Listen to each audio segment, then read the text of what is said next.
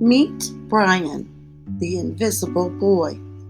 Nobody ever seems to notice him or think to include him in their group, game, or birthday party. Until, that is, a new kid comes to class. When Justin, the new boy, arrives, Brian is the first to make him feel welcome. And when Brian and Justin team up to work on a class project together, Brian finds a way to shine. This book is from the esteemed author and speaker Trudy Ludwig and acclaimed illustrator Patrice Barton.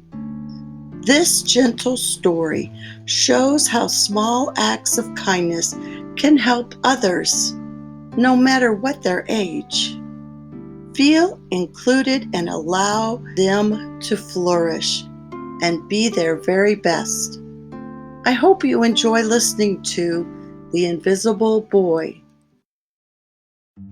Can you see Brian, the invisible boy? Even Mrs. Carlotti has trouble noticing him in her classroom. She's too busy dealing with Nathan and Sophie. Nathan has problems with what Mrs. Carlotti calls volume control. He uses his outside voice inside too much. And Sophie whines and complains when she doesn't get her way. Nathan and Sophie take up a lot of space. Brian doesn't. When the bell rings for recess, Micah and JT take turns choosing kids for their kickball teams. The best players get picked first. Then the best friends of the best players. Then the friends of the best friends. Only Brian is left, still waiting and hoping. JT glances in Brian's direction and, just as quickly, looks away. "We've got enough players for each team," he tells the others. "Let's go play ball." In the cafeteria, Madison and her friends talk about her birthday party. "The rope swing over the pool was awesome," says JT. "Yeah, so was the water slide," adds Fiona. "That was the best pool party ever." "I'm so glad you guys had fun," said Madison. Everybody did, except Brian. He wasn't invited. At choosing time, while the other kids play board games and read, Brian sits at his table doing what he loves to do best. He draws fire-breathing dragons scaling tall buildings, space aliens locked in intergalactic battles, greedy pirates digging for treasures, and superheroes with power to make friends wherever they go. On Monday morning, Mrs. Carlotti introduces Justin, a new student, to the class. Brian smiles shyly at him. Some of the other kids sneak looks at Justin, trying to figure out if he's cool enough to be their friend. They haven't quite made up their mind yet. At lunch, Madison and JT watch Justin eat with chopsticks. "What's that?"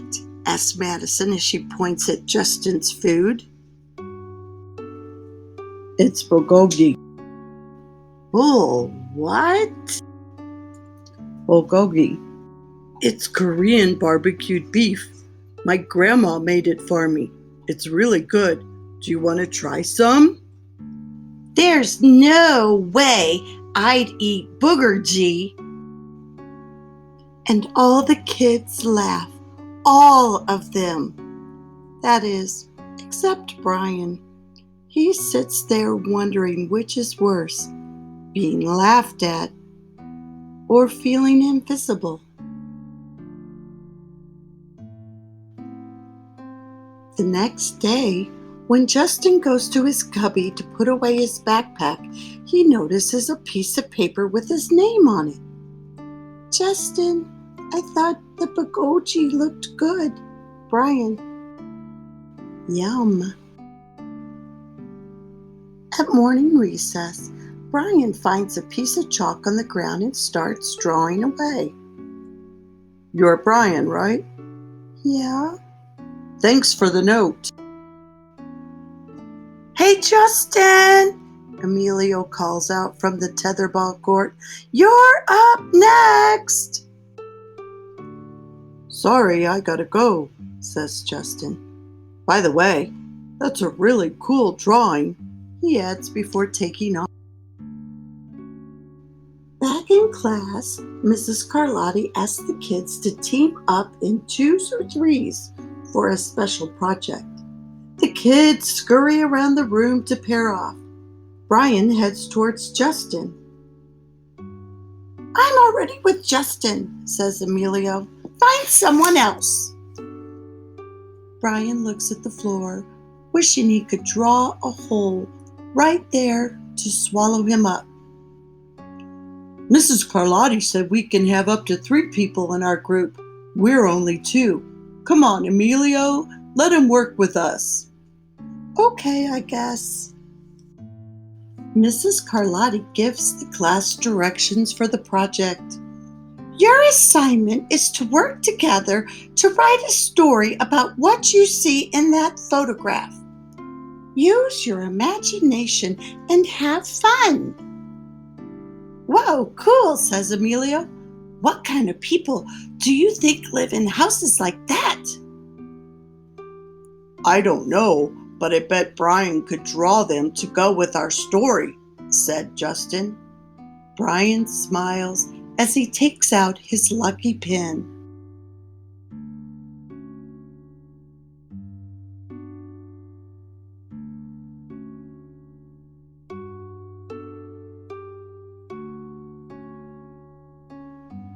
The crooked story we made up on the spot. It's lunchtime again, Brian's least favorite part of the day. Another 20 long minutes of kids talking and laughing with everyone else but him. Brian, he hears someone shout. Hey, Brian, over here. Brian turns and sees Justin waving him over. Emilio nods at Brian and he makes room for him at the table. Cookie? Thanks. Maybe, just maybe, Brian's not so invisible after all.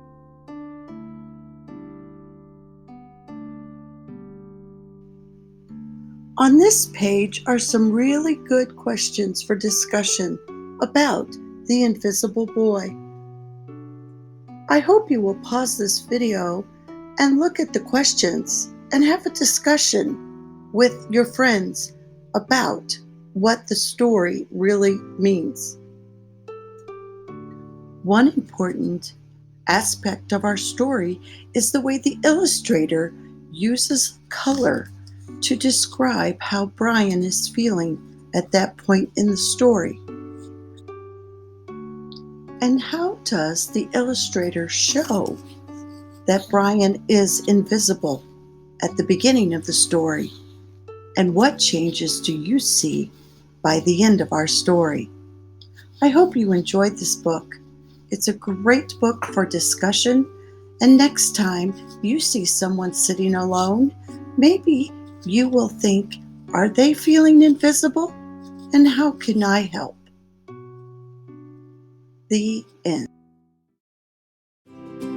Hey guys, it's Storytime with Lorelei again. Don't forget to click like if you like this video and share this book with all your friends simply by clicking the share button. Please hit subscribe to see more of my book videos. Thanks everyone. See you next time.